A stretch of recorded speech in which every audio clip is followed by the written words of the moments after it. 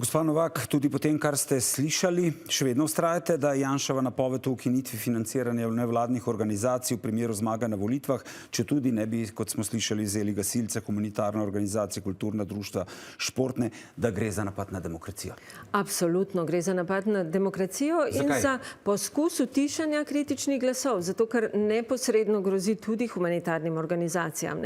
Kot ste slišali, Inštitut 8. marec, ki gre SDS-u neskončno na živce, ne prejema nobenega davkoplačevalskega denarja, prav tako Glas ljudstva ni nevladna organizacija. So pa, zatem stojijo nevladne organizacije, ki jih prav tako SDS ne mara.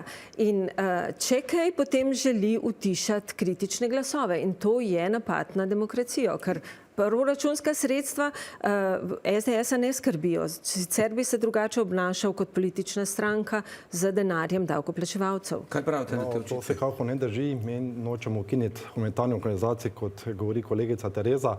Govorimo torej o nevladnih organizacijah, ki očitno zelo delajo v prid leve politične opcije. To smo lahko videli tudi v času prejšnje Janševe vlade, kajti prav te organizacije so kolesarile po Ljubljani, prav te organizacije so zelo politično delovale. Lahko tudi ugotovimo, tudi ko je bil začetek nove vlade, je predsednik vlade, tudi nekateri ministri, zdravstvena ministrica, notranji minister, na pogovore povabil prav Jaša Jenulla, niso pa povabili strokovnjakov, kot recimo policisti z notranjega ministrstva ali pa recimo zdravniki in drugi, ki delujejo na področju zdravstva pri ministrici za zdravje.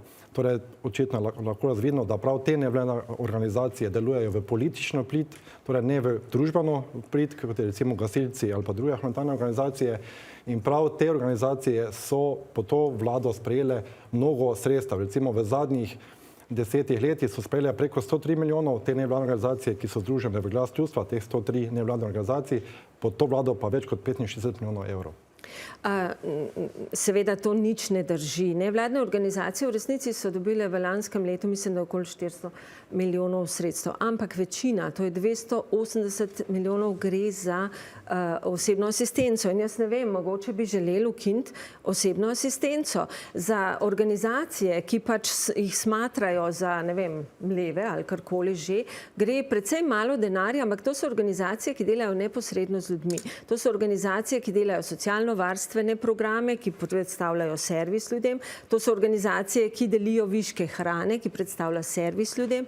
To so organizacije, ki delujejo z bolniki, kar isto predstavlja servis ljudem in delajo bistveno cenejše storitve, kot bi jih, če bi jih država mogla sama organizirati. In če groziš organizacijam, ki ne dobijo denarja kar tako, ampak se za ves denar zelo potrudijo in se prijavijo na javne razpise, potem groziš ne samo demokraciji v državi, ampak tudi vsem ljudem, ki so prejemniki storitev, ki jih te organizacije nudijo. In to je nedopustno. Torej, mi ne govorimo o organizacijah, kot navaja kolegica Tereza, mi govorimo o organizacijah, ki delujejo torej v tej koaliciji.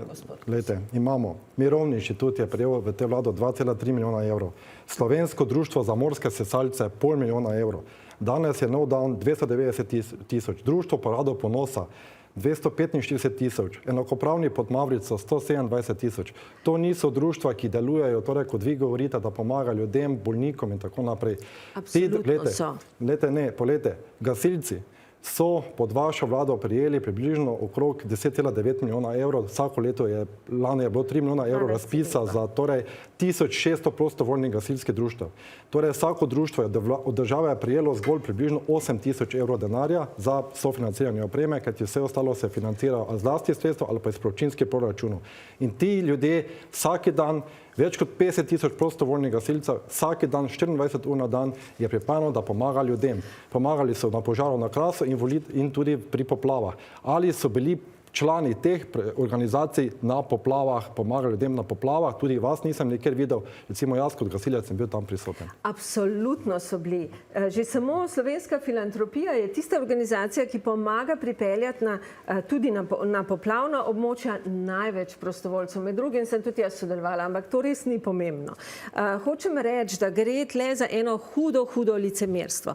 Tudi vlada dr. Roberta Goloba je dala gasilcem več denarja kot prejšnja vlada. Po 12 milijonov na leto, vaša 9,6. Mislim, so razlike, ampak predvsem bi rekla, da v bistvu ne veste, o čem govorite. Gre za organizacije, ki dejansko pri nas bistveno prispevajo, da je v naše skupno dobro. In ta denar, ki se nameni organizacijam in ga dobijo preko razpisov, gre neposredno v dobro nekih ranljivih skupin ljudi.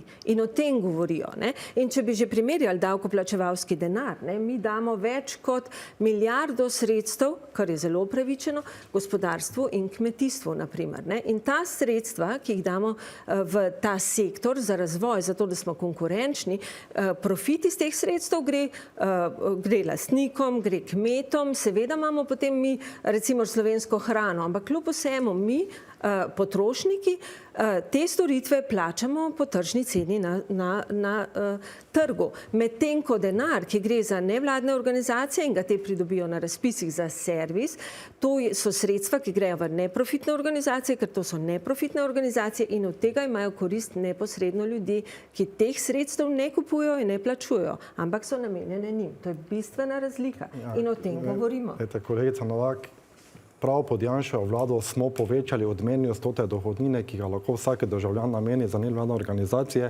iz 0,5% na 1%. Torej smo ta sredstva podvojili. In ti državljanke lahko vsako leto namenijo ta del sredstev za delo teh nevladnih organizacij, in ki jih je okrog 6.000. Torej, če bi bile te nevladne organizacije tako pomembne za družbo, bi državljani tem nevladnim organizacijam namenili svoj denar, ki pa ga ne namenjajo. Torej, to ni res. Tudi to, da ste vi gasilcem dali več, ni res, kajti 2023 je bilo za sofinanciranje opreme nameni 2,8 milijonov, 2024 pa zgolj 2,5 milijona. Res pa je, da je bilo potem 3 milijone, ampak je potem že inflacija in tako dalje. Torej, vi ne namenjate toliko sredstev za prostovoljne gasilce, kajti gasilci se financirajo zgolj iz občinskih proračunov, iz lastnih sredstev. Da pa vi denar ne namenjate ljudem, so pa tudi nekateri projekti. Spomnimo se vodovoda, obnove vodovoda v Veliki Kladuši, namenili ste 900 milijonov evrov denarja, kar pomeni, da dejansko za to, da se bodo tam zamenjali digitalni vodomeri z analognimi, v Sloveniji pa nimamo, nekatera področja sploh nimajo vodovoda, pa povejte mi, koliko gospodinjstev ima danes digitalne vodomerje. Spomnimo se 2 milijona evrov za čiščenje jezera v Makedoniji. Spomnimo se 1,5 milijona evrov za protikorupcijskem boju v Črni Gori, medtem pa predsednik vlade se spreneveda glede te odločbe o kršitvi integritete KPK-ja, ima domnevno račun, imel odprt račun v Romuniji, vemo, spomnimo se teh protikorupcijskih afer oziroma korupcijskih afer glede Litijske in tako dalje. Tako da mi denarja ne namenjamo državljanom in državljankam, torej Slovenkam in Slovencem, ampak v tujino za nekatere. In to govori predstavnik stranke, ki je hudo kompromitirana glede financiranja svoje stranke, in o tem imamo poročilo v Državnem zboru, ki je hudo obremenjujoče. In jaz bi rekla, da si vaš vodja stranke spet namišlja neke sovražnike, ne, ki mu kot škodujejo pri njegovi nameri, da prevzame oblast, in se sam postavlja kot huda žrtev. Ampak gre za organizacije, ki tej družbi prispevajo bistveno več, kot od nje neposredno dobijo iz davkoplačevalskega denarja. In če ne drugače, tudi s tem, da angažirajo zelo veliko število prostovoljcev, ki potem ta denar še oplemenitijo svojim delom na terenu med ljudmi, med najbolj ranljivimi, in groziti tem organizacijam in se še straši druge in govori, da bi ta denar lahko šel v kakšne druge namene, je zgolj in samo zlonamerno. In je neupravičeno. In jaz mislim, da delajo škodo vsem državljankam in državljanom, predvsem pa tistim, ki te storitve res potrebujejo. In je treba gledati v prihodnost. Kako bomo našim državljanom zagotovili čim boljše pogoje, da bojo lahko živeli. In tukaj imajo bistveno vlogo tudi nevladne organizacije. Kolegica Tereza, povejte mi, kako Inštitut 8. marec danes pomaga ljudem, državljankam in državljanom v Republiki Sloveniji, ki se celo financira iz tujine, medtem pa vodi vodi volilno kampanjo za vašo stranko, oziroma tudi za levi volilni pol.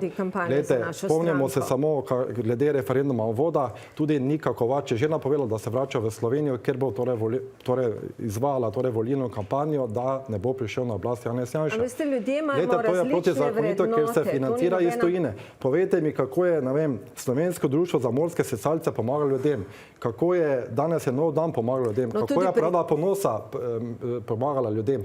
To so inštitucije, ki imajo zgolj 2 zaposlena, imajo neko spletno stran, potem pa dobijo milijone oziroma velika sredstva iz teh razpisov. Samo spomnimo se, zakaj je izstopila bivša ministrica Sanja Ajanović Hovnik, prav zato, ker je sofinancirski, denar iz razpisa namenila eni znanki v nevladni organizaciji, ki je imela zgolj neko spletno stran, medtem pa gasilci in pa druga organizacija niso dobili tega denarja. Odstopila je, če ne bi bila kriva, potem ne bi odstopila. Ne, to je higiena, ki jo vi ne poznate, mi pa jo. Očitno ne, ker če bi bila higiena, potem predsednik vlade ne bi, če bi bila higiena, potem je predsednik vlade držal obljubo in bi odstopil takoj, ko je KPK povedala, da je šlo za kršenje integritete, sedaj pa bi naj telo toži KPK, torej to ni higiena. Drži obljubo, ki je napovedal pred tem, to ni neumnost.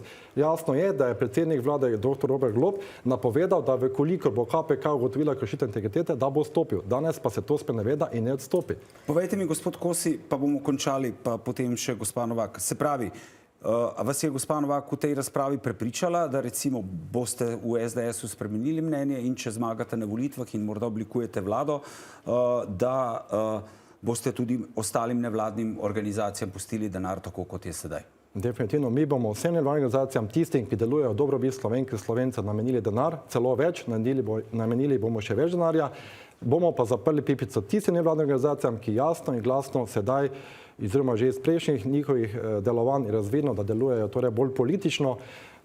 Lahko vidimo vse ta kolesijat, ki je bil prav v času prejšnje Janševe vlade, ki je tako protestiral po Ljubljani in tako naprej. In dejansko mi bomo namenili več denar nevladnim organizacijam, kajti mi denar namenjamo ljudstvu. Mi imamo koalicijo z volivci in nam je mar za to, da denar dobijo ljudje, torej ljudstvo. Denar bo šel v ljudstvo. Pa končamo. No, jaz mislim, da tukaj gre za eno hudo sprenevedanje in za grožnje ljudem, ki so kritični. Zato, ker stranka SDS in njen vodja pač želi utišati glasove, kritične glasove, kar je počel že tudi v prejšnjem mandatu, vsi to poznamo, recimo z ukinjanjem financiranja STA-ju, pa tudi grožnjam ljudem, ki so povedali svoje mnenje o načinu vladanja in tudi nevladnim organizacijam. In jaz mislim, da je to pač način delovanja te organizacije. Kolegica Tereza, kdo je napovedal čiščenje janšista? Kdo je čisto janšista na RTV? Kdo je čisto janšista na policiji? Torej, vam gredo nasproti tisti, ki so doparvan kritični, obračuna davate z njim. Dobro. No ja, poznamo vas. Bomo končali tukaj. Najlepša hvala obema, da ste bili naša gosta. Hvala. Hvala.